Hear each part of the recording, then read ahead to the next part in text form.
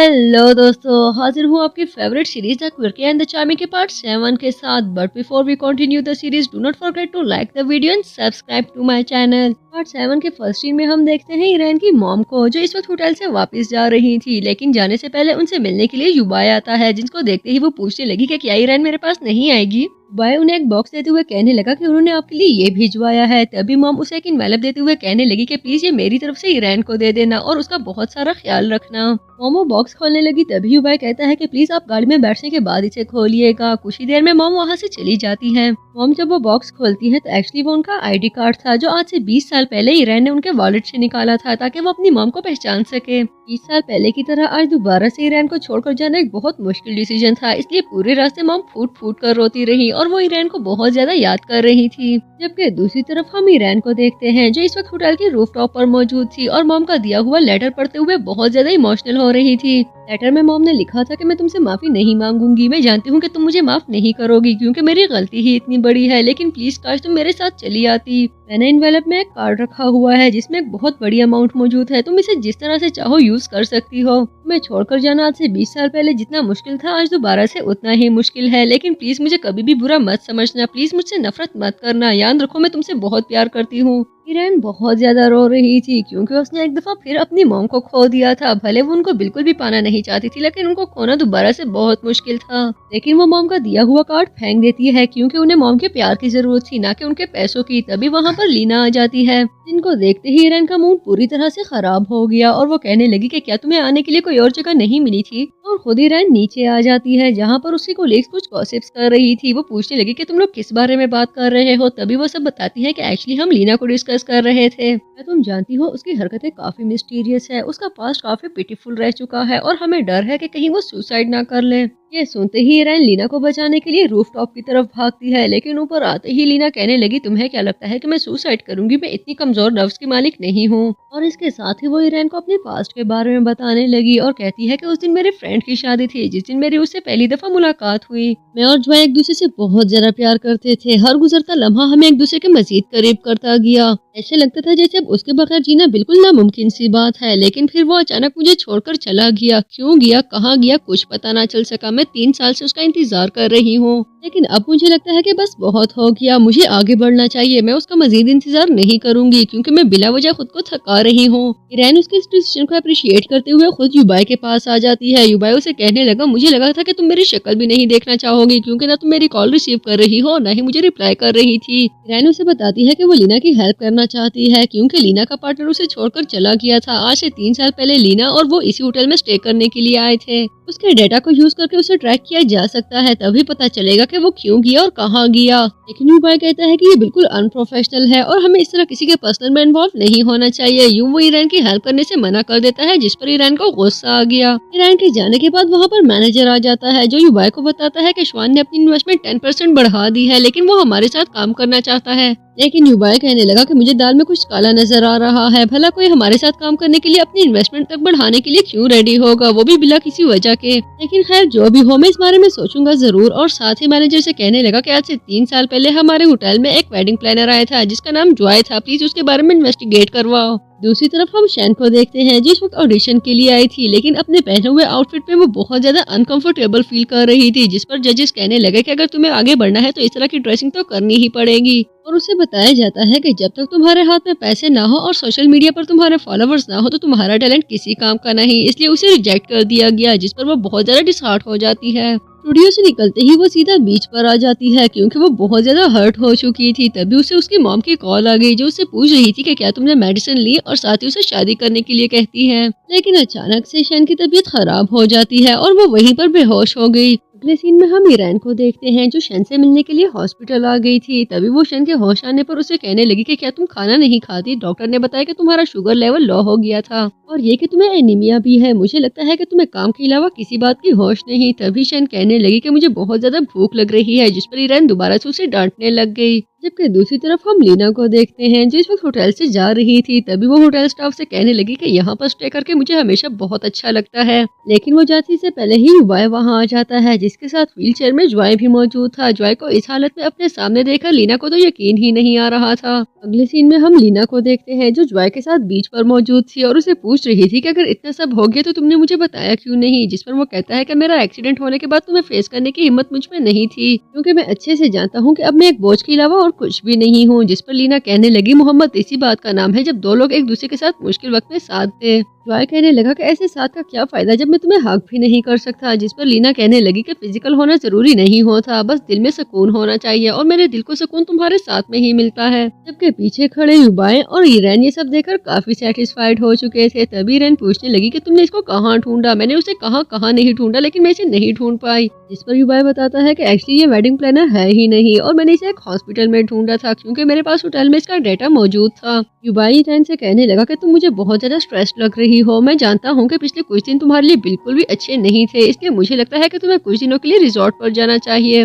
वो ईरान को टिकट देता है तो ईरान बहुत ज्यादा खुश हो गई और उसे थैंक्स कहती है। सीन शिफ्ट होता है तो हम ईरान को देखते हैं जो इस वक्त रिजॉर्ट पर जाने के लिए पैकिंग कर रही थी। तभी वहाँ पर श्वान आ जाता है जो ईरान के लिए चीज केक लाया था। ईरान उसे अपने रिजॉर्ट ट्रिप के बारे में बताती है। तभी श्वान कहने लगा कि मुझे तुम्हारा अकेले जाना बिल्कुल भी सेफ नहीं लग रहा। जिस पर वो बताती है कि एक्चुअली मैं काम के सिलसिले में जा रही हूँ, इसलिए तुम्हें परेशान नहीं होना चाहिए। लेकिन श्वान उसे लेकर बिल्कुल भी रिस्क नहीं लेना चाह रहा था। तभी कहने लगा मुझे पूरा यकीन है कि तुम्हारा बॉस तुम्हें ट्रैप करने की कोशिश कर रहा है, लेकिन मैं तुम्हें अकेले बिल्कुल भी नहीं जाने दूंगा। ईरान के लाख मना करने के बावजूद भी श्वान की बस यही जिद थी कि मैं तुम्हारे साथ जरूर जाऊंगा वरना तुम रिजॉर्ट पर नहीं जाओगी। सीरीज आगे बढ़ती है तो हम ईरान को देखते हैं जो रिजॉर्ट पर जाने के लिए बिल्कुल रेडी थी। वो बाहर आती है तो श्वान उसका वेट कर रहा था, लेकिन जब इस सब के बारे में युबाई को पता चलता है तो ऑब्वियसली उसे बिल्कुल भी अच्छा न लगा और वो कहने लगा कि इस तरह ईरान को श्वान के साथ भेजना बिल्कुल भी सेफ नहीं, मुझे खुद उसके साथ जाना होगा। लेकिन वो जाता है इससे पहले ही उसका सामना अपने डैड और लुयान से होता है। उसको देखते ही डैड पूछने लगे कि तुम कहाँ जा रहे हो। जिस पर वो बताता है कि एक्चुअली मुझे रिजॉर्ट तक जाना है, वो भी एक प्रोजेक्ट के सिलसिले में। लेकिन डैड उसे मना करते हुए कहने लगे कि किसी एम्प्लॉय को भेज दो। तभी वो कहने लगा कि नहीं डैड मेरा जाना जरूरी है। तभी लुयान कहती है कि अंकल प्लीज इसे जाने दे अगर ये जाना चाहता है तो। जिसके जवाब में डैड कहने लगे कि ठीक है लेकिन फिर तुम्हें भी इसके साथ जाना होगा। एक्चुअली मैं चाहता हूँ कि तुम दोनों जहाँ भी रहो एक साथ रहो और खुश रहो। रैन के पास जाने की खुशी में युबाई अपने डैड का ये डिसीजन खुशी खुशी मान लेते हैं और वो लुयान के साथ रिजॉर्ट के लिए निकल पड़ा। नेक्स्ट सीन में हम रियान को देखते हैं जो श्वान के साथ अपने होटल पहुंच चुकी थी। तभी दरवाजा खोलने पर उसका सामना युबाई से होता है, जिस पर वो कहने लगी कि तुम यहाँ पर क्या कर रहे हो, मैंने तुम्हें बिल्कुल भी एक्सपेक्ट नहीं किया था। लेकिन युबाई के साथ साथ लुयान को वहाँ देखकर ईरान का अच्छा खासा मूड खराब हो जाता है। वो अंदर आते ही युबाई से कहने लगी कि ये लड़की तुम्हारे साथ एक ही घर में क्या कर रही है। जिस पर वो कहने लगा कि तुम्हें मेरी सिचुएशन को समझना होगा, मैं सिर्फ डैड के कहने पर उसे अपने साथ लाया हूँ, तुम जानती हो मैं डैड को इनकार नहीं कर सकता। जिस पर वो कहने लगी तुम एक सिंपल सी बात अपने डैड को नहीं बता सकते कि तुम्हारी पहले ही एक गर्लफ्रेंड मौजूद है, तो तुम मुझे एक प्लेयर लगने लगे हो। जिस पर युबाई कहने लगा कि प्लीज इस तरह की बातें मत करो, मैं तुम्हें बता रहा हूँ ना वो सिर्फ डैड की वजह से मेरे साथ आई है, वरना मैं उसे कभी भी अपने साथ ना लाता। जबकि दूसरी तरफ हम लुयान को देखते हैं जो इस वक्त श्वान से पूछ रही थी कि तुम यहाँ पर क्या कर रहे हो, तुमने मुझे बताया ही नहीं था कि तुम ईरान के साथ यहाँ आने वाले हो। जिस पर श्वान कहने लगा तुमने मुझे कौन सा बता दिया था कि तुम युबाई के साथ यहाँ आओगी, और न ही ये हमारे प्लान का हिस्सा था। लेकिन लुयान उसे कहती है खैर जो भी हो अब तुम्हें मुझसे दूर रहना होगा, किसी को हम पर शक नहीं होना चाहिए। दूसरी तरफ हम युबाई के डैड को देखते हैं जो इस वक्त अपने मैनेजर से डिस्कस कर रहा था कि मुझे युबाई को बहुत अच्छे से होल्ड करना होगा। उसकी कैपेबिलिटीज को देखते हुए मुझे लगता है कि वो बहुत आसानी से मेरे हाथ से निकल सकता है, जबकि मैं बिल्कुल भी ऐसा नहीं होने दूंगा, इसलिए अच्छा होगा कि मैं उसको अच्छे से हैंडल करूं। सीन शिफ्ट होता है तो हम युबाई को देखते हैं जो इस वक्त ईरान के रूम के बाहर खड़ा था और नॉक करने के बाद उससे पूछता है कि क्या तुम्हारे पास टूथब्रश होगा। जिस पर वो कहने लगी कि वॉशरूम में टूथब्रश मौजूद है, तुम मुझसे क्यों मांग रहे हो। जिस पर युबाई कहने लगा कि एक्चुअली वो डिस्पोजेबल था, मैंने एक दफा यूज करने के बाद उसे फेंक दिया है, लेकिन अब मेरे पास ब्रश करने के लिए टूथब्रश नहीं है। मैंने सोचा अगर तुम्हारे पास एक्स्ट्रा हो तो मुझे दे देना। ईरान कहने लगी कि नहीं मेरे पास तुम्हारे लिए बिल्कुल भी ब्रश नहीं है, अगर तुम्हें बहुत जरूरत है तो जाकर लुयान से मांग लो। तभी दरवाजा बंद करने के बाद एक दफा फिर नॉक किया जाता है। दरवाजा खुलने पर युबाई कहने लगा कि एक्चुअली मुझे शावर लेना था, तो मैं सोच रहा था कि क्या तुम्हारे पास एक्स्ट्रा टॉवल होगा। जिस पर वो कहने लगी कि अगर तुम्हें किसी भी चीज की जरूरत है तो कस्टमर सर्विस से बात करो। याद रखो हम इस वक्त सी रिजॉर्ट में नहीं मौजूद जहाँ पर तुम्हें हर चीज मुझसे ही चाहिए हो। एक दफा फिर दरवाजा बंद करती है, लेकिन युबाई दोबारा से नॉक करता है। जिस पर वो कहने लगी कि ये लो तुम मेरा ब्रश रख लो, ये डिस्पोजेबल है, मैं मैं अपना ले आई थी, लेकिन याद रखो इसे 2 से 3 दफा यूज किया जा सकता है। आपकी बार बिना नॉक के ही ईरान दरवाजा खोलकर युबाई से पूछने लगी कि क्या तुमने नॉक किया था, जिस पर वो कहने लगा कि नहीं मैंने नॉक नहीं किया था, लेकिन अगर तुम कहो तो मैं कर देता हूँ। युबाई वहाँ से जाने लगा, तभी उसकी नजर सामने से आते हुए श्वान पर पड़ती है। श्वान उसे देखकर कहने लगा कि एक्चुअली मुझे पानी पीना था, जिस पर युबाई बताता है कि मैं भी पानी पीने के लिए ही बाहर आया था। श्वान पानी लेकर नीचे जाने लगा, जबकि युबाई बाहर खड़ा उसके जाने का वेट कर रहा था, क्योंकि उसे श्वान पर बिल्कुल भी ट्रस्ट नहीं था। जबकि नेक्स्ट सीन में हम उन सबको गाड़ी में बैठकर कहीं जाते हुए देखते हैं। कुछ ही देर में वो लोग चाइना की मशहूर स्ट्रीट में पहुंच चुके थे, जहां पर युबाई और ईरान के बीच में काफी फासले थे। लुयान और श्वान उन दोनों के बीच में एक बड़ी दीवार की तरह खड़े थे। उन दोनों को कुछ लम्हों के लिए भी एक दूसरे के करीब आने का मौका नहीं मिल रहा था। लुयान भरपूर कोशिश कर रही थी कि युबाई की अटेंशन उस तक रहे,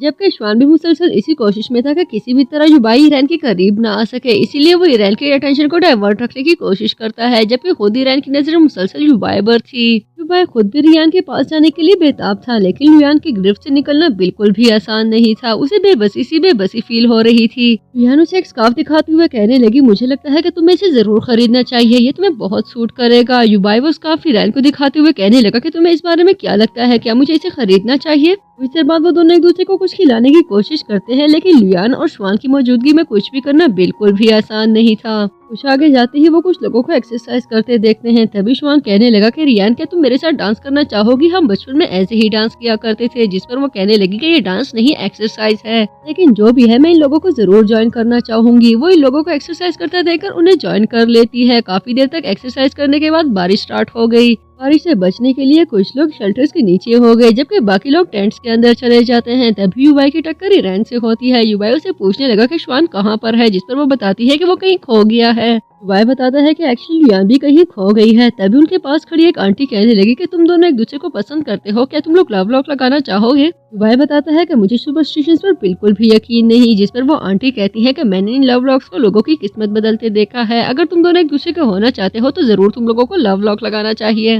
उन्हें अपनी बातों में उलझाते हुए आंटी बेलाखिर उन्हें लव लॉक खरीदने पर कन्विंस कर देती है। यूं वो दोनों लव लॉक लगा लेते हैं। जबकि दूसरी तरफ हम लुयान को देखते हैं, जो श्वान को अकेले टेंट में देखकर काफी गुस्से में थी और उसे पूछ रही थी कि ईरान कहाँ पर है, क्या मैंने तुम्हें नहीं कहा था कि तुम्हें उस पर नजर रखनी होगी। जिसके जवाब में श्वान कहने लगा कि क्या तुम्हें नजर नहीं आ रहा कि यहाँ पर कितनी भीड़ है, और जरा अपनी बात करो, क्या तुम्हें जरा भी आइडिया है कि युबाई इस वक्त कहाँ पर है। बारिश थमने पर सभी लोग टेंट से बाहर आ जाते हैं, लेकिन भीड़ की वजह से श्वान टेंट में ही गिर जाता है और उसका बाँव बुरी तरह से फिसल गया। तभी लुयान उसको उठने में हेल्प करती है। अगले सीन में हम श्वान को देखते हैं, जो इस वक्त घर पर मौजूद था, जबकि लुयान उसके पाँव पर मसाज कर रही थी। ईरान को आधा देखकर वो कहने लगी कि जरा अपने पार्टनर की मसाज करो। ईरान मसाज कर रही थी, तभी श्वान कहने लगा कि ईरान तुम्हारे हाथों में बचपन से जादू है। जब मैं बचपन में गिर जाया करता था तो तुम अक्सर इस तरह से मेरा मसाज किया करती थी। तभी वहाँ पर युबाई आ जाता है, जो युबाई को इस तरह श्वान के करीब देखकर गुस्से से लाल पीला हो गया और ईरान को वहाँ से उठने के लिए कहता है, जबकि खुद को श्वान का मसाज करने लगा। जबकि श्वान मुसलसल कही जा रहा था कि ईरान तुम बहुत अच्छी हो। गुस्से में आते हुए युबाई कहने लगा, मेरा बस नहीं चल रहा कि मैं तुम्हारी दोनों टांगे तोड़ दूं। जबकि दूसरी तरफ हम मिस वीना को देखते हैं, जो होटल पहुंच चुकी थी। तभी रिसेप्शनिस्ट उसके असिस्टेंट को उनके रूम की की देती है। जबकि दूसरी तरफ ईरान भी होटल वापस आ चुकी थी। एपिसोड 16 के स्टार्ट में हम ईरान को देखते हैं, जो एक रूम की सेटिंग कर रही थी। तभी उसकी कुलीग उसे बताती है कि क्या तुम मैम वीना को जानती हो। ईरान पूछने लगी कि कौन वीना, जिस पर उसे बताया जाता है कि एक्चुअली मैम वीना हमारे पास का एक बहुत बड़ा स्टार रह चुकी है। वो बहुत बड़ी एक्ट्रेस थी और इसके साथ साथ वो सिंगिंग भी बहुत अच्छी कर लेती थी। मेरी मॉम ने मुझे इनके बारे में बहुत ज्यादा बताया है। क्या तुम जानती हो, ये मेरी मॉम की आइडल है और यहाँ पर भी उनकी वजह से बहुत ज्यादा रश लगी हुई है। उनका ऑटोग्राफ लेने और उनके साथ एक पिक्चर लेने के लिए सभी आवाम दीवानी हो गई है। तभी ईरान कहने लगी, पता नहीं, मुझे इस बारे में कुछ भी नहीं पता, ना ही मैं उनको जानती हूँ। तभी लिंक कहने लगी कि एक्चुअली ये चाइना के एक बहुत बड़े ब्रांड की ब्रांड एम्बेसडर भी है और यहाँ पर ये उसी ब्रांड के प्रमोशन के लिए आई है। अगर सच कहूँ तो कहीं ना कहीं युबाई भी जरूर इनके फैन होंगे, क्योंकि जब से ये आई है उनके चेहरे की चमक ही बदल गई है। सीन शिफ्ट होता है तो हम मैम वीना को देखते हैं, जो अपने ब्रांड के प्रमोशन के लिए होटल में मौजूद थी और इसी प्रमोशन के लिए एक इवेंट अरेंज किया गया था, जहाँ पर आवाम की एक बहुत बड़ी तादाद मौजूद थी। उनको सुनने और उनके साथ सेल्फीज लेने के लिए सभी लोग पागल हुए जा रहे थे। उन्हीं लोगों में युबाई भी मौजूद था। तभी वो स्टेज पर आ जाती हैं। कुछ देर तक अपने सामने मौजूद लोगों को एड्रेस करने के बाद उन्हें ग्रुप फोटो लेने के लिए कहा जाता है, जिसकी वजह से सामने मौजूद सभी लोग स्टेज पर आने की कोशिश करने लगे और इसी वजह से बहुत ज्यादा भीड़ लग गई थी। बहुत ज्यादा भीड़ की वजह से स्टेज गिरने लगा था और ऊपर मौजूद बिलबोर्ड भी हिलने लगे थे और यही सब युबाई अच्छे से नोटिस कर रहा था। तभी बिलबोर्ड एक लड़की के ऊपर गिरने लगता है, लेकिन उस लड़की को बचाने के लिए युबाई स्टेज पर आ गया। गया। युबाई ने उस लड़की को तो बचा लिया था, लेकिन खुद वो बुरी तरह से जख्मी हो चुका था क्योंकि उसके सर से बहुत ज्यादा खून निकल रहा था। मैनेजर भागते हुए युबाई के पास आकर कहने लगा कि प्लीज कोई एम्बुलेंस को बुलाओ, बॉस की तबीयत ठीक नहीं लग रही। जबकि दूसरी तरफ हम ईरान को देखते हैं जो अपने कोलीग्स के साथ ब्रेक एंजॉय कर रही थी। तभी उन सबको बताया जाता है कि युबाई के ऊपर बिल बोर्ड गिर गया है, जिसकी वजह से उसका सर फट गया है और बहुत ज्यादा खून निकल रहा था। रैन कहने लगी कि देखो, अगर ये मजाक है तो बहुत ही घटिया मजाक है, मेरे साथ ये मजाक बिल्कुल भी मत करो। जिस पर वो कहने लगी कि मैं मजाक बिल्कुल भी नहीं कर रही, मैं जो भी कह रही हूँ सच कह रही हूँ। वो सच में बहुत ज्यादा जख्मी हो चुका है। नेक्स्ट सीन में युबाई से मिलने के लिए ईरान हॉस्पिटल पहुंचती है। तभी वो रिसेप्शनिस्ट से पूछने लगी कि बिलबोर्ड वाले पेशेंट कहाँ पर है, जिस पर वो सामने मौजूद डेड बॉडी की तरफ इशारा करते हुए कहने लगी कि वो वहाँ पर है और उनकी डेथ हो चुकी है। बहुत ही भारी कदमों के साथ ईरान स्ट्रेचर की तरफ बढ़ने लगी जिसके ऊपर डेड बॉडी मौजूद थी। उसे यकीन ही नहीं आ रहा था कि किस्मत युबाई को उससे छीन सकती है। तभी वहाँ पर खड़ी नर्स कहने लगी कि एक्चुअली उनका बहुत ज्यादा खून बह चुका था, हमने इन्हें बचाने की बहुत कोशिश की लेकिन इन्हें लाने में देर की गई थी, इसी वजह से इनका बहुत ज्यादा ब्लड जाया हो गया और उनकी डेथ हो गई। आप प्लीज हौसला करें। ईरान फूट फूट कर रोने लगी और कहती है कि युबाई तुम ऐसा कैसे कर सकते हो, तुम मुझे इस तरह बीच राह में छोड़कर कैसे जा सकते हो, क्या तुम भूल गए हो कि तुमने मुझसे क्या वादे किए थे। युबाई प्लीज अपनी आंखें खोलो, प्लीज मैं ये बिल्कुल भी बर्दाश्त नहीं कर पाऊंगी। तभी सामने से मैनेजर आता है जिसके साथ व्हीलचेयर पर युबाई भी मौजूद था। युबाई उसे कहने लगा कि तुम किसके मातम को रो रही हो। युबाई को देखते ही ईरान कहने लगी कि क्या तुम जिंदा हो, जिस पर वो कहता है कि क्या तुम मुझे मरा हुआ देखना चाहती हो। लेकिन तभी सिस्टर बताती है कि एक्चुअली इस पेशेंट की भी डेथ बिलबोर्ड की वजह से हुई है, लेकिन वो बिलबोर्ड बहुत बड़ा था। ईरान युबाई के पास आकर कहने लगी मैं तुम्हें बता नहीं सकती कि मैं कितना ज्यादा डर गई थी, मैं सच में बहुत ज्यादा घबरा गई थी। जिस पर युबाई कहने लगा कि तुम टेंशन मत लो, हम दोनों को कभी भी कोई भी अलग नहीं कर सकता।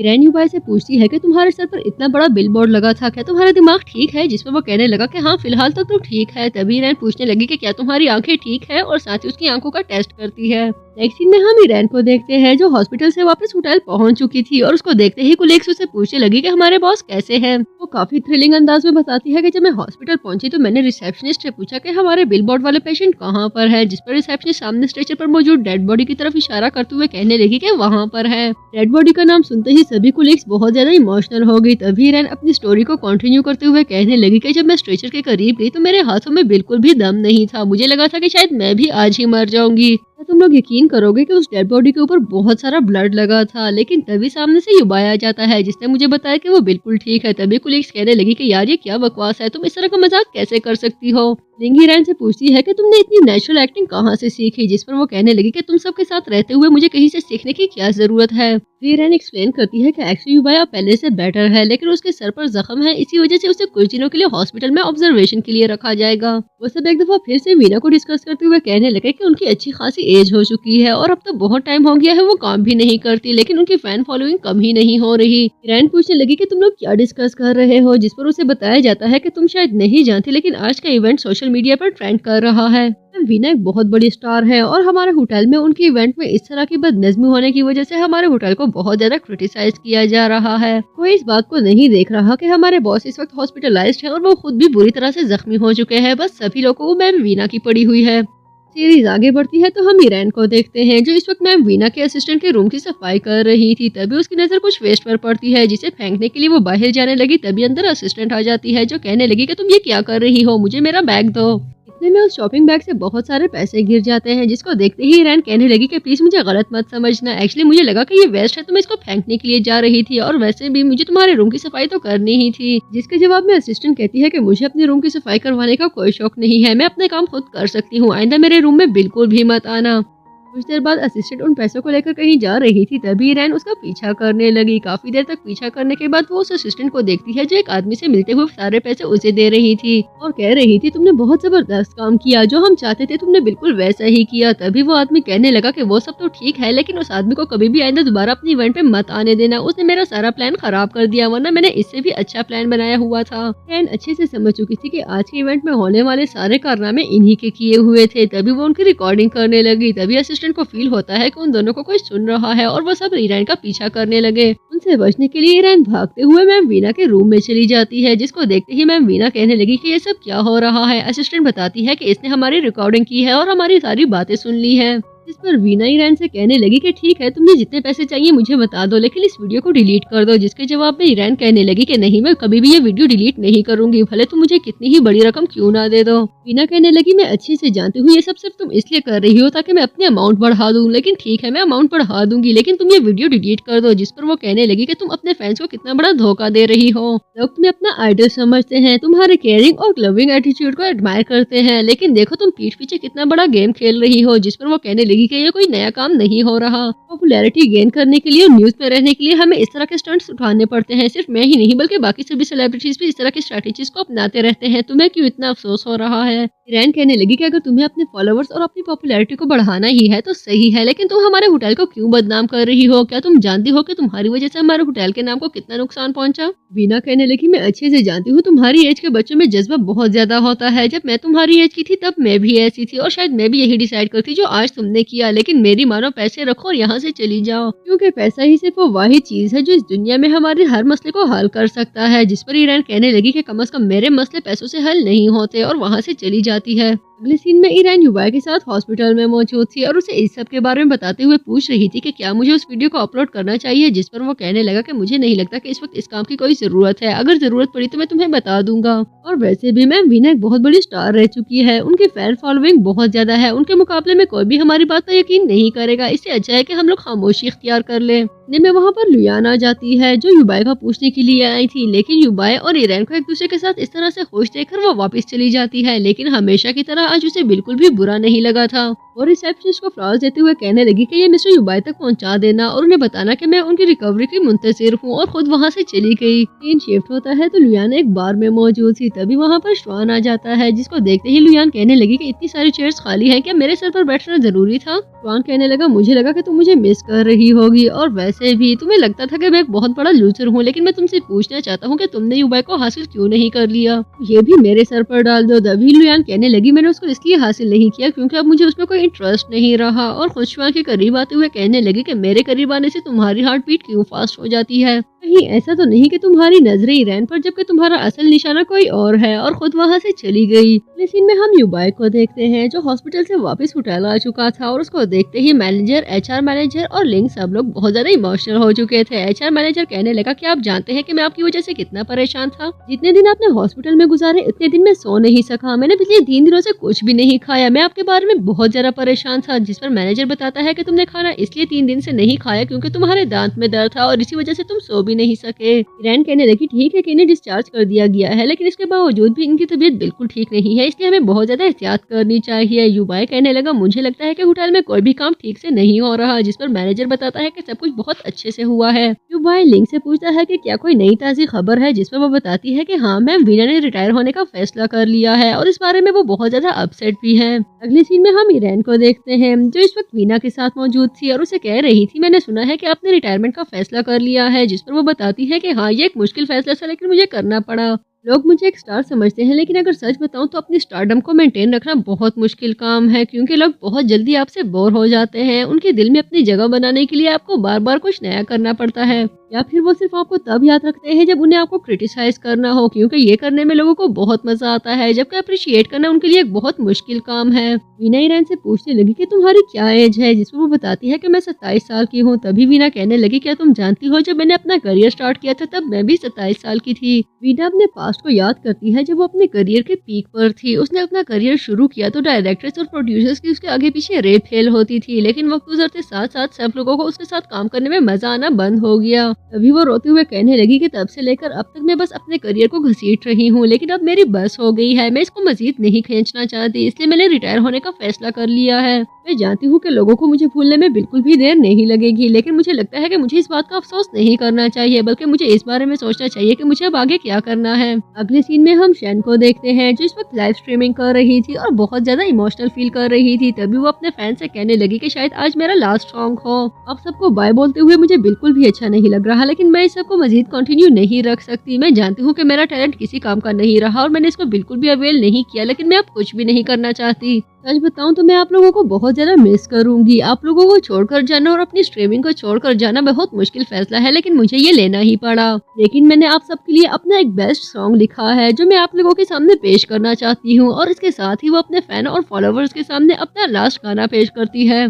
जिसको गाते हुए भी वो बहुत ज्यादा इमोशनल हो रही थी। तभी वो अपनी वेग उतारते हुए कहने लगी कि अब से मैं वही रहूंगी जो मैं खुद हूँ, मैं किसी के सामने बनावटी बनने की कोशिश बिल्कुल भी नहीं करूंगी। सीन शिफ्ट होता है तो शैन ईरान के साथ मौजूद थी और उसे कह रही थी, क्या तुम जानती हो, मुझे पता था कि मेरे जाने के बाद मैं बीजिंग को बहुत मिस करूंगी, लेकिन यहाँ से जाना इतना मुश्किल होगा मुझे बिल्कुल भी आइडिया नहीं था। मुझे लगा था कि जब आपके पास टैलेंट हो तो आपको आगे बढ़ने से कोई भी नहीं रोक सकता, लेकिन ये मेरी बहुत बड़ी गलतफहमी थी, क्योंकि सिर्फ टैलेंट होना ही काफी नहीं होता और भी बहुत सारे फैक्टर्स होते हैं जो बहुत मैटर करते हैं। अगर सच कहूँ तो मुझे बहुत बुरा लग रहा है कि इतने साल मेहनत करने के बावजूद भी मैं कुछ भी हासिल नहीं कर पाई। तभी रैन कहने लगी, मुझे लगता है कि तुम्हारे जाने से पहले हमें कोल्ड ड्रिंक एक साथ एंजॉय करनी चाहिए, पता नहीं फिर मौका मिले या ना मिले। ईरान उसे हक करते हुए कहने लगी, मैं जानती हूँ कि तुम्हारे लिए ये एक बहुत मुश्किल फैसला है, मुझे ये भी पता है कि तुम्हारे जाने के बाद मैं तुम्हें बहुत ज्यादा मिस करने वाली हूँ, लेकिन मैं तुम्हें नहीं रोकूंगी, क्योंकि मुझे पता है कि अब तुम्हारे अंदर यहाँ पर रहने की हिम्मत नहीं रही और तुम्हारी तबीयत भी ठीक नहीं है, इसलिए मैं यही चाहूंगी कि तुम वहाँ रहो जहाँ पर तुम सुकून से और खुशी के साथ रह सको। अगले सीन में हम ईरान को देखते हैं जो इस वक्त शैन को सी ऑफ करने के लिए आई थी। तभी वो शैन से कहने लगी, याद रखो तुम्हें यहाँ से जाकर अपना बहुत सारा ख्याल रखना पड़ेगा और हाँ, पहुँचते ही मुझे जरूर इन्फॉर्म कर देना। जिस पर वो कहने लगी कि ठीक है, अब मैं चलती हूँ। कुछ देर जानने के बाद शैन फूट फूट कर रोने लगी, क्योंकि वो ईरान को बहुत ज्यादा मिस कर रही थी। इतने सालों की दोस्ती को इस तरह अचानक छोड़कर जाना बिल्कुल भी आसान नहीं था। उसे ईरान के साथ गुजारे हुए लम्हे बहुत ज्यादा याद आ रहे थे। वो मन ही मन में सोच रही थी कि अगर मुझे पता होता कि बीजिंग से वापस जाना इतना मुश्किल होगा तो मैं कभी भी यहाँ पर शिफ्ट न होती। तभी उसे ईरान की कॉल आती है जो उसे कह रही थी कि तुम कहाँ तक पहुँची हो। शैन के पूछने पर ईरान कहने लगी, जल्दी से वापस आ जाओ, क्या तुमने अपना फोन नहीं देखा, तुम्हारी वीडियो वायरल हो चुकी है और तुम्हारे फॉलोवर्स भी बहुत ज्यादा बढ़ गए हैं। जिस पर शैन कहने लगी, ये तुम क्या कह रही हो? देखो ईरान, अगर तो तुम मजाक कर रही हो तो मैं तुम्हें बता दूं कि मैं इस वक्त मजाक के मूड में बिल्कुल भी नहीं हूँ और जिस टॉपिक को लेकर तुम मजाक कर रही हो वो मेरे लिए एक बहुत ही सेंसिटिव टॉपिक है। ईरान कहने लगी कि मैं बिल्कुल भी मजाक नहीं कर रही, मैं जानती हूँ कि इस टॉपिक पर तुम बिल्कुल भी मजाक बर्दाश्त नहीं करोगी। तुम जरा अपना फोन देखो, तब तुम्हें पता चलेगा कि मैं जो कुछ कह रही हूँ बिल्कुल सच कह रही हूँ। एक्चुअली लास्ट लाइव स्ट्रीमिंग के दौरान अपने फैंस के लिए गाया हुआ शैन का सॉन्ग बहुत ज्यादा वायरल हो रहा था। उसमें लोग शैन की पर्सनैलिटी को बहुत ज्यादा पसंद कर रहे थे, क्योंकि उसने अपने आप को इम्प्रेस कर लिया था। अपना टैलेंट बनवाने के लिए अब उसे किसी भी की कोई जरूरत नहीं थी। ईरान उससे पूछने लगी कि क्या तुमने अपना अकाउंट देख लिया, जिस पर वो बताती है कि हाँ, तुम्हारी बात सही है, मेरे फॉलोअर्स वाकई बढ़ चुके हैं और मेरी वीडियो वायरल हो रही है। जिस पर ईरान कहने लगी कि अब तुम्हें कहीं जाने की कोई जरूरत नहीं है, तुम जहाँ कहीं भी हो बस वहीं से वापस आ जाओ और हाँ, अब तुम्हें सेलिब्रिटी बनने के लिए तैयार होना पड़ेगा। नेक्स्ट सीन में हम लुयान को देखते हैं जिसके असिस्टेंट उसे बता रही थी कि हमारी प्रीवियस स्ट्रेटेजी काफी सक्सेसफुल रही और उसी की वजह से हमारे होटल का प्रॉफिट भी काफी बढ़ रहा है। वो दोनों इन्हीं बातों को डिस्कस कर रहे थे, तभी वहाँ पर युबाई आ जाता है। युबाई को देखते ही लुयान कहने लगी कि मुझे तुमसे कुछ जरूरी बातें करनी है, क्या तुम मेरे साथ थोड़ी देर के लिए वॉक पर चल सकते हो? इसके जवाब में युबाई कहने लगा, मेरे पास ज्यादा टाइम तो नहीं है, लेकिन हाँ, हम कुछ देर के लिए वॉक कर सकते हैं। यूं वो दोनों चहलकदमी करते हुए होटल से बाहर आ जाते हैं। तभी लुयान कहने लगी, तुम जानते हो ना युबाई कि मैं तुम्हें कितना पसंद करती थी। एक्चुअली मुझे भी लगता था कि तुम मुझे बहुत ज्यादा पसंद करते होगे, तुमने कभी मुझे लेफ्ट नहीं कराई, लेकिन मैंने कभी तुम्हारी फीलिंग्स को समझने की कोशिश ही नहीं की। मुझे हमेशा यही लगता रहा कि तुम मुझे सिर्फ हार्ड टू गेट का इंप्रेशन देना चाहते हो, इसलिए मुझसे दूर दूर रहते हो। मुझे समझ जाना चाहिए था कि अगर तुम कह रहे हो कि तुम्हारे दिल में मेरे लिए कुछ भी नहीं है तो मुझे तुम्हारी इस बात को इम्पोर्टेंस देनी चाहिए थी। लेकिन अब हम दोनों मैच्योर हैं और एक्चुअली मुझे रियलाइज हुआ है कि मैं भी तुम्हें पसंद नहीं करती। बस एक छोटी सी डिजायर थी कि काश हम दोनों एक हो जाएं, क्योंकि तुम हमेशा से एक अच्छे कॉम्पिटिटर और अच्छे दोस्त रहे हो। तुम एक अच्छे दोस्त जरूर हो, लेकिन मैं तुम्हें पसंद बिल्कुल भी नहीं करती। मैंने शायद अपनी फीलिंग्स को समझने के लिए कुछ ज्यादा ही टाइम लगा लिया, लेकिन मैं फिर भी तुम्हें थैंक्स कहना चाहती हूँ, क्योंकि तुम 20 साल से मेरे दोस्त रहे हो। तुम्हारी दोस्ती एक याद रखे जाने काबिल रिश्ता है। कुछ देर बाद युबाई वहाँ से जाने लगा, लेकिन थोड़ी दूर जाते ही वो कहने लगा, लुयान, मैं हमेशा चाहूंगा कि तुम खुश रहो। लुयान की बातों ने युबाई को बहुत ज्यादा टच कर लिया था, लेकिन खुद लुयान भी काफी इमोशनल हो रही थी। जबकि दूसरी तरफ हम शैन को देखते हैं जिसके आगे पीछे फैंस एंड फॉलोवर्स का एक बहुत बड़ा झमघटा था। हमेशा की तरह आज वो अकेले में नहीं गा रही थी, बल्कि उसकी सिंगिंग को सेलिब्रेट किया जा रहा था। न सिर्फ लाइव स्ट्रीमिंग में उसे बहुत सारे फॉलोवर्स ने ज्वाइन किया हुआ था, बल्कि बहुत सारे लोग उसकी सिंगिंग को एंजॉय करने के लिए वहाँ पर मौजूद भी थे, जो उसकी आवाज से लुत्फानंदोज हो रहे थे। अपने इर्द गिर्द इतने सारे फैंस को देखकर शैन बहुत ज्यादा कॉन्फिडेंट फील कर रही थी, क्योंकि बिलाखिर उसने वो हासिल कर लिया था जिसकी उसको हमेशा से ख्वाहिश थी। नेक्स्ट सीन में हम ईरान को देखते हैं जिस वक्त श्वान के साथ मौजूद थी। श्वान उससे पूछ रहा था कि क्या तुम्हें ये जगह याद है, जिस पर वो कहने लगी कि ऑफ कोर्स मुझे जरूर याद है, यहाँ पर पहले बहुत सारा पानी हुआ करता था। इनफैक्ट वो सामने वाला घर पानी में डूबा हुआ करता था और जहाँ पर हम बैठे हुए हैं यहाँ पर सनफ्लावर्स हुआ करते थे। श्वान उसे कहने लगा कि तुम जानती हो ईरान, मैंने तुम्हें हमेशा से बहुत पसंद किया है, तुम मेरे दिल के बहुत ज्यादा करीब थी, तुम ऊपर से बहुत स्ट्रांग बनती हो लेकिन मैं अच्छे से जानती हूँ कि अंदर ही अंदर तुम बहुत ज्यादा तन्हा हो। मेरी हमेशा से ख्वाहिश थी कि मैं तुम्हारी तन्हाइयों में तुम्हारा साथ दूं और तुम्हें कभी भी अकेला फील ना करने दूं, लेकिन तुमने मुझे ये सब करने का मौका नहीं दिया। इस बात का मुझे हमेशा अफसोस रहेगा। लेकिन खैर अब मेरे लिए ये सब मैटर नहीं करता, मेरे लिए यही बहुत है कि तुम हमेशा से मेरी एक बहुत अच्छी दोस्त रही हो और आज भी मेरी एक बहुत अच्छी दोस्त हो। याद रखो ईरान, मैं कहीं भी चला जाऊँ मैं तुम्हें बहुत ज्यादा याद रखूंगा क्योंकि तुम हमेशा मेरे दिल के बहुत करीब रही हो। अगली सीन में हम होटल स्टाफ को देखते हैं जिस वक्त मिस्टर जाओ को एक गेस्ट से छुड़ाने की कोशिश कर रहे थे। लिंग कहने लगी कि प्लीज इन्हें जाने दे, जिस पर गेस्ट कहता है कि मैं इसको बिल्कुल भी जाने नहीं दूंगा। लिंग कहने लगी मैंने आपसे कहा ना कि हम बातचीत करके इस प्रॉब्लम को सॉल्व कर लेंगे। तभी वो कहता है कि इसने मेरे सामने चोरी की है, अब बात करने को बचा ही क्या है। इतने में वहाँ पर मैनेजर और युबाया आ जाते हैं। युबाया खुद को इंट्रोड्यूस करवाता है कि वो हाउसकीपिंग डिपार्टमेंट का हेड है। जब भी गेस्ट कहने लगा बहुत अच्छा किया जो तुम इस टाइम पर आ गए हो, क्या तुम जानते हो कि तुम्हारा स्टाफ क्या करता फिर रहा है? मुझे तो यकीन ही नहीं आ रहा कि एक 5 स्टार होटल का स्टाफ इतनी ओछी हरकत कर सकता है। युबाया के पूछने पर उसे बताया जाता है कि एक्चुअली मैं ये वाइन की बोतल यहाँ पर छोड़ कर गया था और मैंने इसे सिर्फ एक सिप लिया था, लेकिन देखो तुम्हारे इस बूढ़े वर्कर ने हमारी आधी से ज्यादा बोतल पी ली और अब ये इस बात से बिल्कुल इनकार कर रहा है। जिस पर जाओ कहने लगा बॉस मैंने ऐसा कुछ भी नहीं किया, जब मैं रूम की सफाई के लिए अंदर आया तो ये बोतल बिल्कुल आधी थी और खुली पड़ी हुई थी, तभी मुझे लगा शायद ये यूज नहीं करना चाहते तो मैंने इसको वेस्ट कर दिया। युबाया मिस्टर जाओ की तरफ से अपने गेस्ट से माफी मांगते हुए कहने लगा कि मैं इस बारे में जरूर देखूंगा कि मैं क्या कर सकता हूँ, क्योंकि मैं इस प्रॉब्लम को बिल्कुल भी जाने नहीं दे सकता। और साथ ही मैनेजर को गेस्ट को अपने साथ लेकर जाने के लिए कहता है। मैनेजर गेस्ट को लेकर जा रहा था तभी वो कहने लगा कि तुम लोगों ने इतने बूढ़े स्टाफ को रखा क्यों हुआ है, और फिर देखो इतना बुरा होकर भी ये चोरियां कर रहा है। मैं तो कहता हूँ कि इसको आज के आज ही फायर कर दो। इतने में वहाँ पर ईरान आ जाती है जो आते ही लिंग से पूछने लगी कि क्या हुआ, जिस पर लिंग बताती है कि बॉस ने प्रॉब्लम को सॉल्व करने की कोशिश की है लेकिन मुझे लगता है कि मिस्टर जाओ को फायर किया जा रहा है। ईरान युबाया से बात करने के लिए आती है तभी युबाया कहने लगा कि हाँ मैं उसे फायर कर रहा हूँ, तुम जानती हो कि चोरी हमारे होटल में एक बहुत सीरियस क्राइम है और इसको मैं बिल्कुल भी हल्के में नहीं ले सकता। ईरान युबाया को यकीन दिलाती है कि वो गेस्ट झूठ बोल रहा है क्योंकि मिस्टर जाओ कभी इस तरह का काम कर ही नहीं सकते। जिस पर युबाया कहने लगा कि मैंने तुमसे कहा ना कि ये एक बहुत सीरियस मैटर है और वैसे भी अब मैं डिसीजन ले चुका हूँ। जिस पर ईरान वहाँ से बहुत गुस्से में चली जाती है। सीन शिफ्ट होता है तो हम मिस्टर जाओ को देखते हैं जो इस वक्त अपने कोलीग्स के साथ मौजूद थे। तभी वो कहने लगे कि एक्चुअली मुझे पता था कि मिस्टर युबाया मुझे फायर कर देंगे, जिस पर सब कहने लगे कि उन्हें ऐसा नहीं करना चाहिए था। तभी जाओ बताते हैं कि ऐसा उन्होंने मेरे कहने पर ही किया, तुम लोग नहीं जानते लेकिन मैंने ही उनसे कहा था कि वो मुझे फायर कर दे ताकि उन गेस्ट का गुस्सा ठंडा हो जाए। ये मैटर तो बस एक बहाना था, आज नहीं तो कल तो मैंने वैसे भी रिटायरमेंट ले ही लेनी थी। तुम लोग जानते हो कि मेरी एज 72 ईयर्स है, अब मुझसे काम नहीं होता। मैंने पिछले 30 साल इस होटल में काम किया, वो भी सिर्फ इस चक्कर में कि जब मेरी वाइफ वापस आ जाए तो वो मुझे यहाँ पर मिल सके, लेकिन मैं जानता हूँ कि अब वो कभी भी वापस नहीं आएगी तो मेरा जाना ही बेटर है।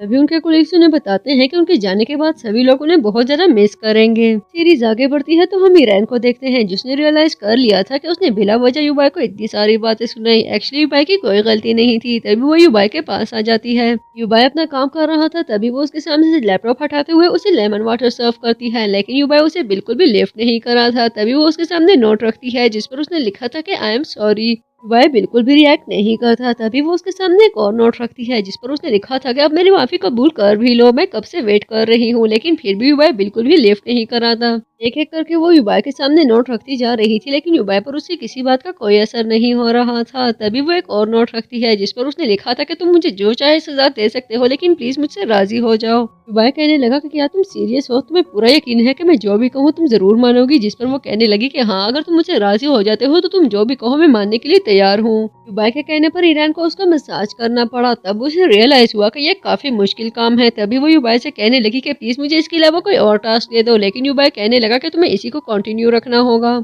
ईरान कहने लगी कि मैं तुम्हें कॉल मी एनी टाइम की सर्विस देने के लिए रेडी हूँ, बल्कि अगर तुम कहो तो मैं तुम्हें टर्न डाउन सर्विसेज भी दे सकती हूँ। लेकिन युबाया कहने लगा कि मैंने तुम्हें जो टास्क दिया है तुम्हें इसी को पूरा करना पड़ेगा। बहुत ज्यादा इरिटेट होने के बाद ईरान उसकी अच्छी खासी धुलाई कर देती है जिस पर युबाया बस चीखता रह गया। सीन शिफ्ट होता है तो हम ईरान को देखते हैं जो आज इंटरव्यू के लिए आई थी, लेकिन इतने मेहनत के बावजूद भी उसने बहुत बुरी तरह से अपने इंटरव्यू को फेल कर दिया और इसी बात ने उसे काफी सारा डिसअपॉइंट भी कर दिया था।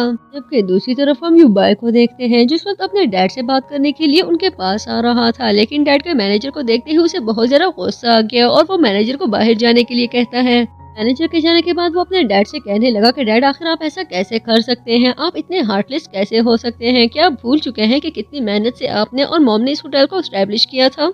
अपनी आखिरी सांस तक मॉम इस होटल को प्रोटेक्ट करती रही। उन्होंने मरते वक्त भी आपसे वादा लिया था कि आप हमेशा इस होटल को प्रोटेक्ट करेंगे, लेकिन पता नहीं आपको क्या हो गया। आपके लिए अब कोई भी चीज मैटर नहीं करती। आप कैसे इस होटल को किसी और को हैंड ओवर कर सकते हैं? मुझे तो यकीन ही नहीं आ रहा कि आपने इतना बड़ा कॉन्ट्रैक्ट तैयार करवा दिया है। प्लीज मेरी मरी हुई माँ का कुछ तो लिहाज किया होता। तभी वो अपने डैड के पास जाकर कहने लगा, लेकिन मैं आपको बता दूं, मैं आपको ये सब बिल्कुल भी नहीं करने दूंगा। आप भले जितने भी सख्त दिल हो जाए, लेकिन मैं भी अपनी बात पर कायम रहूंगा। मुझे समझ नहीं आ रही कि आखिर कोई इंसान अपनी मरी हुई बीवी से किया हुआ वादा कैसे भूल सकता है। अब तो मुझे ऐसे लगता है जैसे आपके सीने में दिल नहीं कोई पत्थर पड़ा हुआ है। तभी डैड उसे एक जोरदार थप्पड़ मारते हुए कहने लगे कि अपनी बकवास बंद करो। तुम हमेशा से सिर्फ इमोशनल होकर सोचते रहे हो और इस तरह हमारी जिंदगी के मसाइल हल नहीं हो सकते। क्या तुम्हें नजर नहीं आ रहा कि होटल की सिक्योरिटी में कितने सारे फूल्स हैं? हमारा प्रॉफिट और हमारी रेटिंग दोनों ही नीचे जा रहे हैं। ये सिर्फ मेरा नहीं बल्कि हमारे बाकी शेयर होल्डर्स का भी बहुत बड़ा कंसर्न है। तुम्हें याद रखना चाहिए कि ये होटल सिर्फ मेरे अकेले का नहीं बल्कि बहुत सारे शेयर होल्डर्स का है, और उन सबको मैं सिर्फ इसलिए लटका कर नहीं रख सकता कि मैंने अपनी मरी हुई वाइफ से वादा किया था। लेकिन भला तुम क्यों इन सब के बारे में सोचने लगे? तुम तो सिर्फ इमोशनल होकर सोच सकते हो। अपनी मॉम से ज्यादा तो तुम्हें कुछ नजर नहीं आता। तुम्हारी यही बातें हैं जो तुम्हें कभी भी आगे बढ़ने नहीं देती, और ना ही मैं तुमसे ये एक्सपेक्ट करता हूँ कि तुम लाइफ में कभी भी एक कामयाब इंसान बन पाओगे।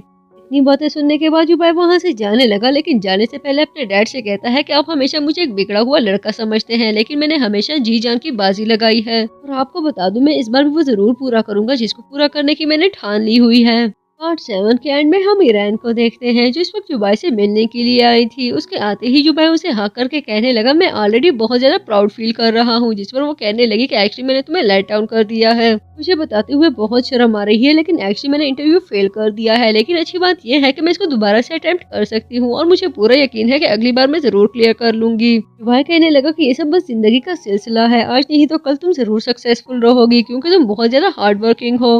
युबाई उसे बताता है कि एक्चुअली मेरे डैड के साथ एक बहुत बड़ी लड़ाई हो गई है, जिस पर वो पूछने लगी कि क्या ये मेरी वजह से हुई है, तो इस पर वो बताता है कि नहीं, एक्चुअली डैड हमारे होटल को किसी और को हैंड ओवर करना चाहते हैं, लेकिन तुम अच्छे से जानती हो कि मेरे लिए होटल कितना इंपॉर्टेंट है। मैं ये कभी भी किसी को नहीं देना चाहूंगा। मैं तुम यकीन करोगी कि मेरी दिन दुगनी रात चुगनी मेहनत के बावजूद भी डैड हमेशा से मुझे एक लूजर समझते आ रहे हैं। मुझे समझ नहीं आ रही कि आखिर वो मुझसे इतनी नफरत क्यों करते हैं।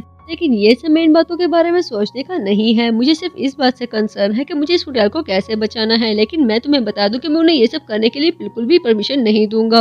ईरान उसे कहने लगी कि तुम मुझे बहुत ज्यादा स्ट्रेस लग रहे हो, जिस पर वो बताता है कि लाइफ बहुत ज्यादा कॉम्प्लिकेटेड हो चुकी है, और अब डैड के वापस आने के बाद तो कुछ ज्यादा ही टफ हो गई है। मुझे लगता है कि हमें कुछ टाइम रिलैक्स गुजारना चाहिए। ईरान पूछती है कि इस बारे में तुम्हारा क्या प्लान है, जिस पर वो कहने लगा, मुझे लगता है कि हम दोनों का एक रूम बुक कर लेना चाहिए। ईरान अच्छे से जानती थी कि इस टफ फेस में युबाई को उसकी बहुत ज्यादा जरूरत है, लेकिन फिर भी ये बात सुनने के बाद वो बहुत शॉक हो गई, क्योंकि कम से कम ये बात उसने बिल्कुल भी एक्सपेक्ट नहीं की थी। इसके साथ ही जबरदस्ती सीरीज का पार्ट 7 अपने एंड को पहुंचा। लेकिन अगर यहाँ तक पहुंच चुके हो तो वीडियो को लाइक करना और चैनल को सब्सक्राइब करना बिल्कुल भी मत भूलिएगा, क्योंकि आपके लाइक और सब्सक्रिप्शन से मुझे बहुत ज्यादा मोटिवेशन मिलती है। Stay tune.